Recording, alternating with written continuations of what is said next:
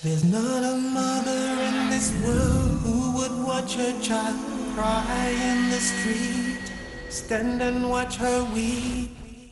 There's not a mother in this world who wouldn't give up her own life for the life of her child. There's not a mother in this world who wouldn't be happy to have a home for her family. We're all your homes, we're all your family.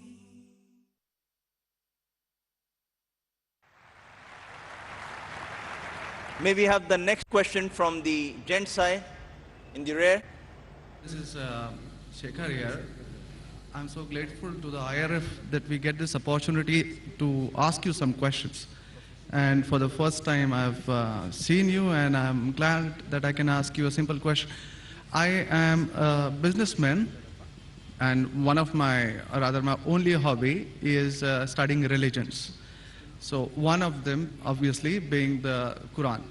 So my question is fairly simple. Like, I really liked what you spoke about Aisha. That was a very wonderful thing that you said. So my question is fairly simple. I'll make it very small. But I really hope that I have the opportunity to cross-question you after you answer me on your answer. Thank you. So we see in Muslim, book number 4, number 2127, wherein it says, a part of it that is, he stuck me, Aisha, on the chest, which caused me pain. Further down, if you look at Mishkat al-Masabi, volume 2, page number 690, repeated again in Muslim book number 9, number 3506, a part of it, I'll just get to the point, wherein Umar is trying to say to the Prophet, or rather trying to make him laugh. He says, Messenger of God, I wish you had seen the daughter of Kharija, where she asked me for extra money, and I got up and slapped her on the neck. God's messenger laughed and said, they are around me, as you see, asking for extra money. Abu Bakr then got up, went to Aisha and slapped her on the neck, and Umar did the same to Hafsa. Now we see something of a pattern coming in. Then if we just jump to Quran chapter 4, verse 34, and those wives you fear may be rebellious, admonish, banish them to their couches and beat them. Now, as I understand from your talk, that there is equal punishment for both man and woman. I'm not contending whether they should be beaten or not. My point is, what is the right of the woman if the man is wrong? Because he gets to beat her up. Brother asked a very good question, and I give you the right to cross-question me after the answer. It is granted. The brother quoted hadith of Sahih Muslim and Mishkat al-Masabi. Do you know the relationship between Hafsa and Hazrat Umar? Well, I've not really got to the point that much. I'm still studying. Do you know the relationship of Aisha and Abu Bakr? May Allah be pleased with them both. Her father, if I'm not mistaken. That's right. I'm asking you a question. Are you married? Yes, Yes. Do you have a daughter? 2 of them. 2 of them. Fine. I get to go to heaven. Sorry? I get to go to heaven. No. If you bring them up correctly, I remember with that. I love remember and that. compassion, then you'll go to heaven, I otherwise remember not. that. But, Just kidding. but that is only righteous deed. Without iman, you can't enter Jannah. So for you to go to heaven, besides upbringing your 2 daughters correctly, you have to follow the laws of the Quran and the Sahih Hadith and be a believer. I understand. That we'll discuss after answer to you. I understand. After answer, inshallah. I'm asking a simple question. Suppose your daughter, if she wants to jump from a 10-story building, what will you do? I'll stop her. Is she adamant? What will you do? Point, yeah. You get the point, very good. If she wants to jump, no, I want to go. I want to fly like Superman. Dad, you are preventing me from being a Superman. What will you do? Well, I'll stop her, obviously. Will you slap her or not? If required. She says, no, I want to jump. What will you do? Well, I can ask it the other way around. What I'm if my asking, wife brother. sees- I'm asking. If she wants to jump from the 10-story, I will hit her. if required, not normally, you will say, अरे बेटी जान दो ना, Superman मत बनो. नहीं बनने का है अब्बा. जब मारने का है. अब देखो कैसा उड़ती हूं मैं. I want to fly. One flap. A father is cruel to be kind. Yes. Now, our beloved Prophet Muhammad said, anyone who does not love Allah and His Messenger more than his own life, he is not a Muslim. Anyone who does not love Allah and His Messenger more than his own life, he is not a Muslim. So there are many occasions what happened that sometimes they were disrespectful to the husband. Not a normal husband, Prophet Muhammad Sallallahu Alaihi Wasallam. There were many occasions, not one occasion. There are many occasions, Hazrat Umar, may Allah be pleased with him, and Hazrat Abu Bakr, may Allah be pleased with him. When they came to know that one of the wives has caused pain to the Prophet, they were the father-in-law of the Prophet. But they loved the Prophet not only more than their daughter, they loved the Prophet more than their own life. There are many occasions. Which occasion you are referring to, I don't know. There were occasions when they came to know that my daughter has caused pain to the Prophet of Allah. How dare she does it? They being father, they have the right to slap. Not you and me. For us, they are the Ummahat al-Mu'mineen. They are the mothers of the believers. But yet, they were human beings. Even the wives of the Prophet. Though they were wives of the Prophet, they are the best examples, yet they were human beings and they did make mistakes. Like the ayah recited by the Qari, Surah Nisa chapter 4, 32. They want equal rights. There was in Surah Azab chapter 33, where the wives of the Prophet tell the Prophet, why don't you give us the luxury of this world? They objected, why are we undergoing such a life of poverty? So Allah sends a revelation. If you want this world, I will grant it to you, but you will not get Jannah. The verse of the Quran says, I will free you. That means, if you want, I will let you go free. Divorce, not that he divorced. And you can get the luxury of this world, but you won't get heaven in the hereafter. And the wives of the Prophet, they repented and they asked for forgiveness and Allah forgave them. So here also it's in context. And going against the Prophet is more bad than jumping from top. Jumping from top, your daughter will kill herself, that's it. Correct? But going against the Prophet is more bad. Did you get the answer? Sir, but my question still stands. I understood your point. I haven't completed my answer. Okay, you asked the question, no problem. My question is pretty simple. I haven't completed my answer yet, brother. All right. Because I know your question was in two parts. Then you quoted the verse of the Quran, Surah Nisa, chapter 4, 34. Yeah. And said about wife beating. I want to complete that before you answer. Otherwise you say Zakir answered half. I only answered one part of a question regarding hadith. The second part is of Surah Nisa, chapter 4, verse number 34. Exactly after the verse that was recited by the Qari. After verse which says, Ar-Rijalu Qawwamuna 'ala an-Nisa, that the men are the protectors of the women. The verse says that if they're disobedient, then don't talk to her. After that, don't share the bed. Then the Arabic word is daraba, means beat her lightly. The Arabic word is beat her lightly, daraba. Ibn Abbas, may Allah be pleased with him, said, when you beat your wife, you should not beat on the face. Point number one. Point number two, when you beat your wife, there should be no mark left on her body. And he gave an example, beating with a miswak. Miswak is toothbrush. In modern way, I will say beating with a handkerchief. Handkerchief. Now, if you beat your wife with a handkerchief, it is symbolic. It is not wife bashing. Wife bashing is not allowed in Islam. Wife bashing means one shot on the face. Hit so hard so that the mark remains. She'll remember you for the next 1 week or 2 weeks. In Islam, wife bashing is prohibited. It is daraba, means beat her lightly. That means first you tell her she's wrong. You admonish her. Don't share the bed with her. Ultimatum. Last warning. Beat her lightly. Now, what I said, for any crime committed, the punishment is same. Punishment is same. Beating lightly is not a punishment, it is a warning. Can you do the opposite? Can the daughter hit the father? What if your daughter slaps you? Will you like it? No. Why? Equality. Let me complete my answer. You talk about equality. If your daughter slaps you, will you like it? No. No. There may be occasion when you get lunatic, when you become very old, and if you want to jump and then she slaps you, I will agree with her, correct? Though you said, no, I'm agreeing with you. I understand. I'm helping you. You understand, but you don't understand me. No, I do. I'm helping you. Okay. If you grow up and you become a lunatic, you become senile, you want to jump from the 10th story, your daughter says, Abba, mat karo, don't do, father. She may have to slap you. She's doing in good faith. Accept it. Right? Now here, where a husband is giving a warning to the wife, If the wife does the same, what will the retaliation be?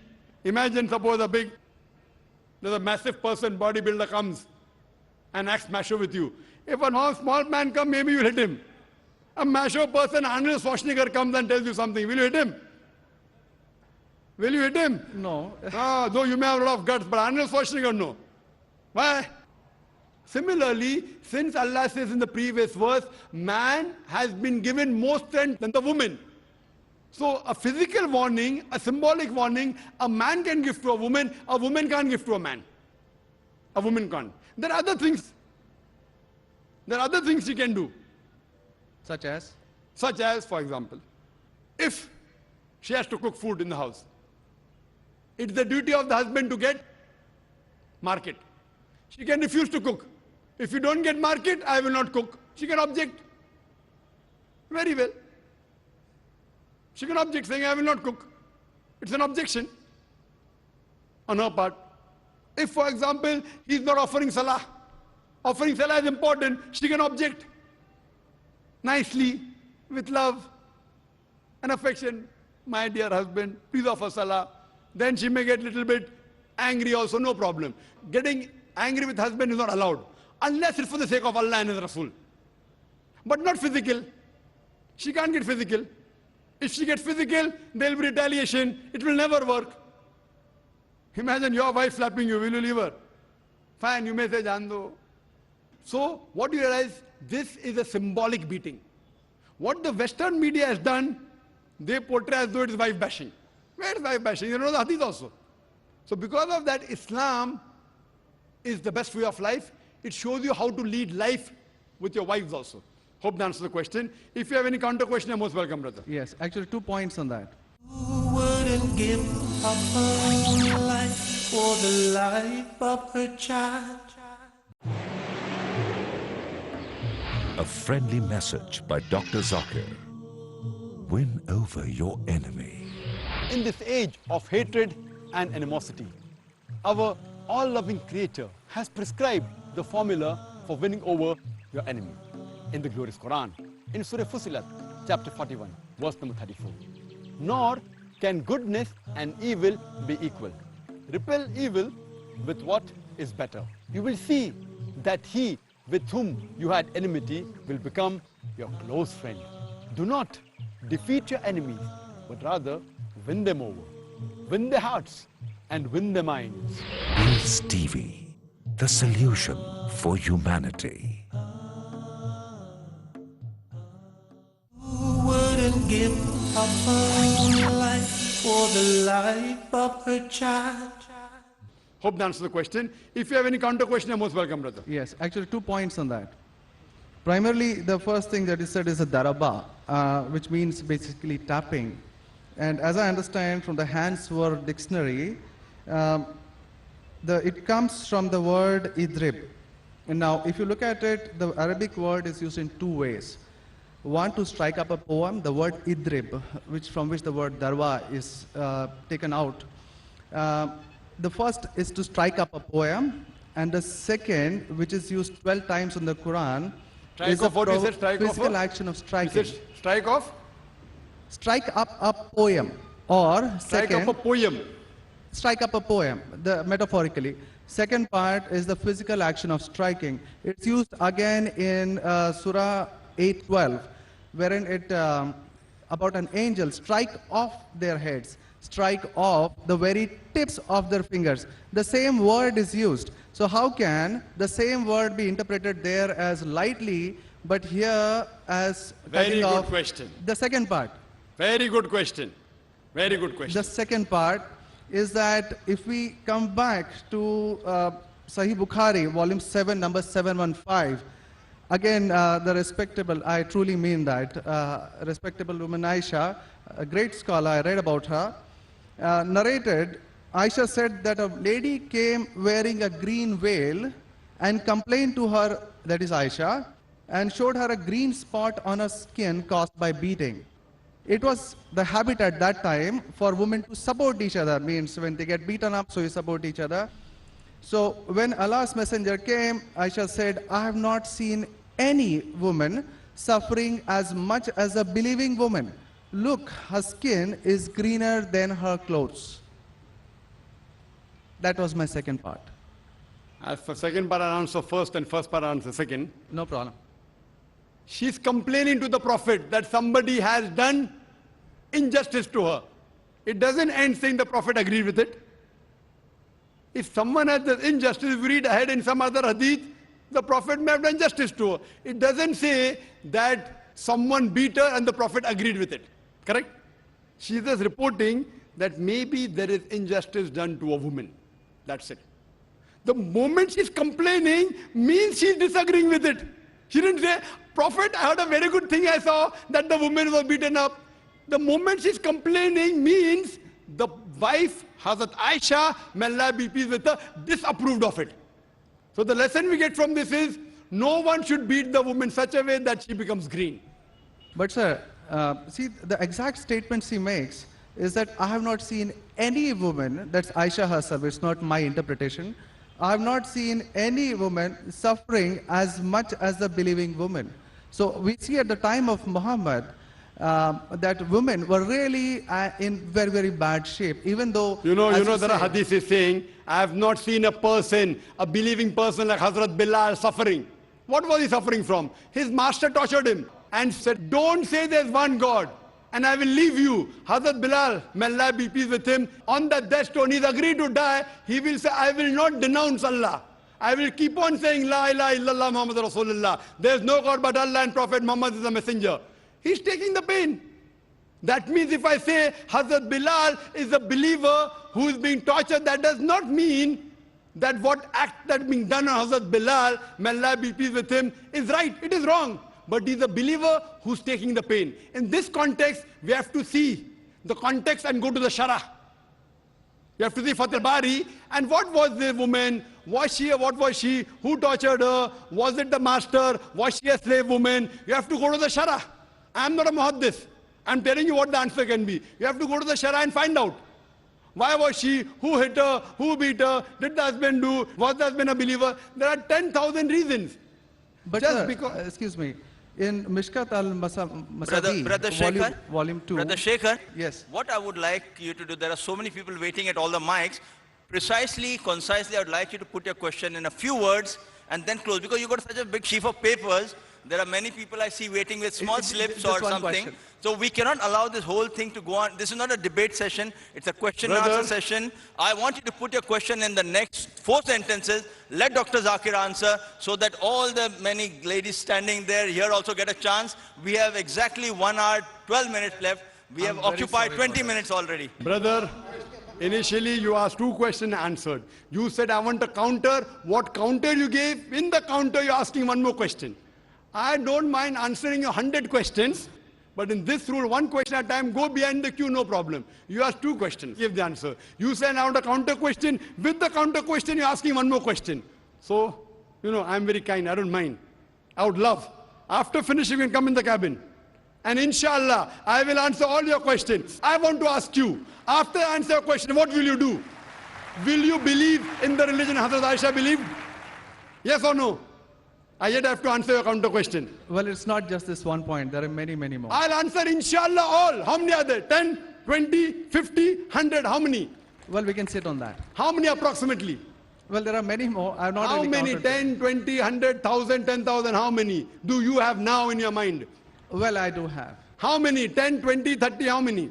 Yeah, probably quite a few. Maybe, Quite a few is how much? 5 or 10?